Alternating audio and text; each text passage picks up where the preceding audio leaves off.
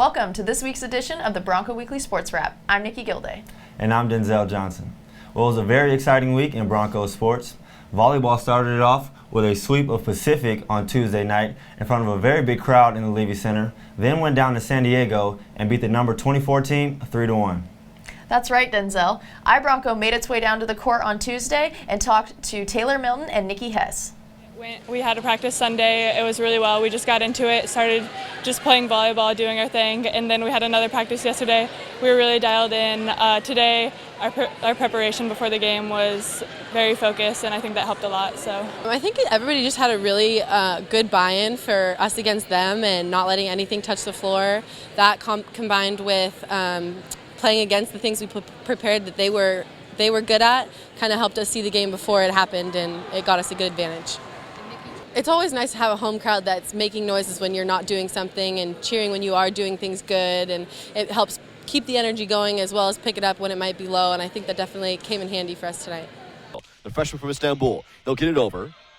Mead will throw it up looking for Hess. Down and good, and that'll do it. Set things up down the pipe for Lozic.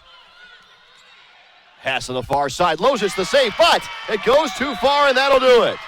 3 times in the 4 sets.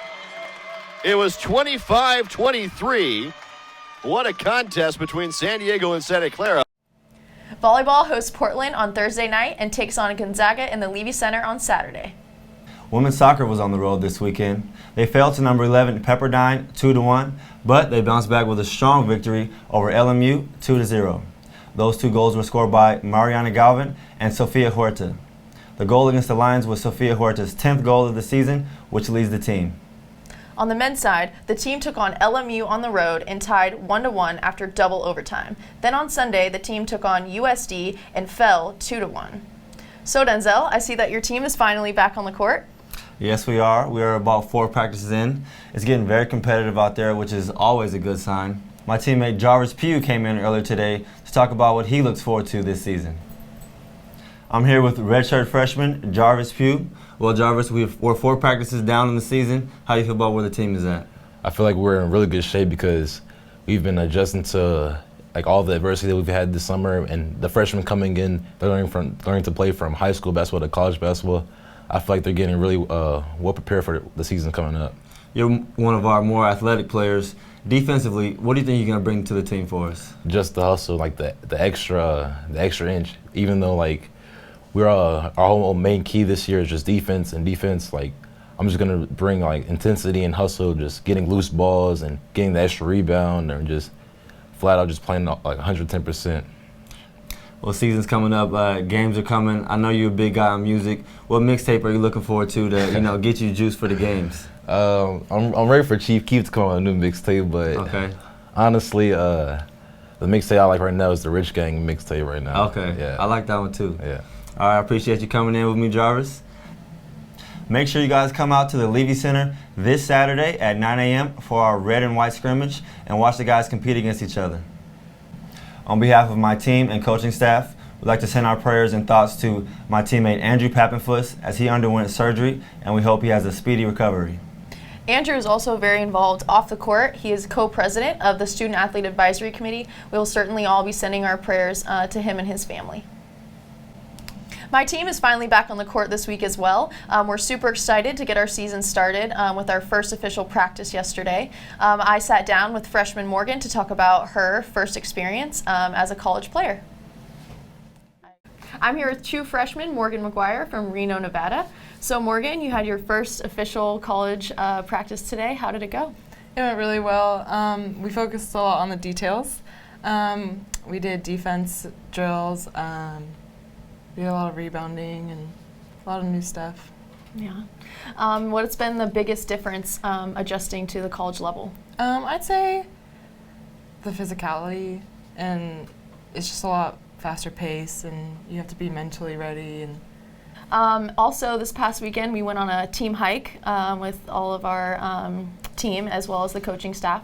How do you think that will benefit us in the long run this season? Well, we do a lot of team stuff, and I think it's really good that we do that because we build not only chemistry off the court, but I think it'll help us on the court, and it helps us get to know each other better, and I think it'll benefit in the long run.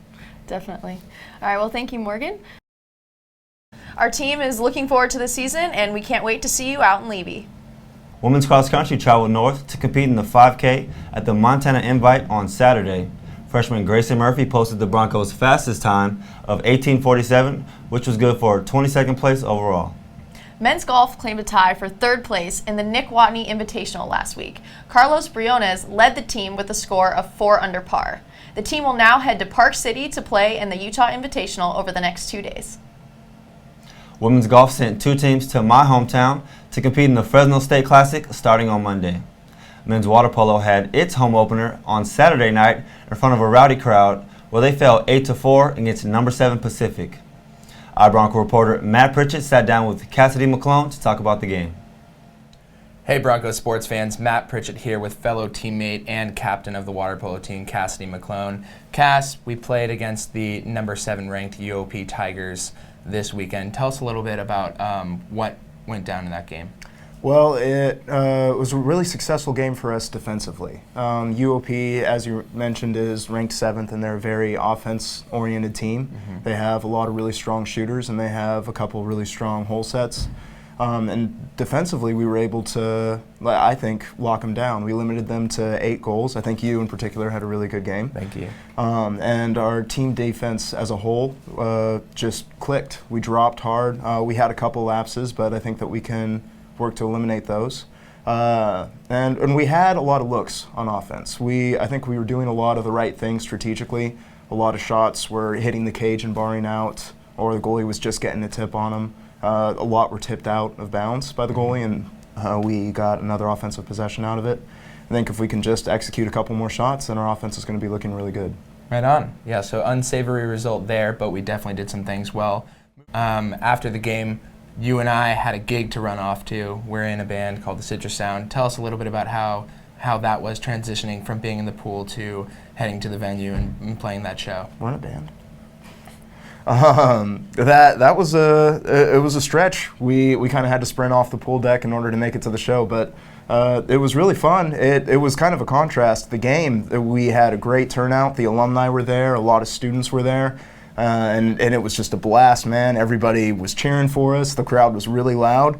The show, on the other hand, as you know, was very intimate. We had like maybe 10 people there. It was kind of close friends, and it was a really weird shift from being in that pool with everybody watching us to being in that tiny little room with like maybe 15 people watching us play instruments. But it was definitely fun.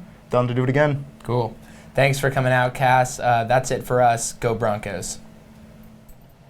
We have a very big week of Santa Clara sports coming up. We hope to see you all out in the stands and around campus for Grand Reunion. Well, that's going to do it for this week's Bronco Weekly Sports Wrap. Go Broncos!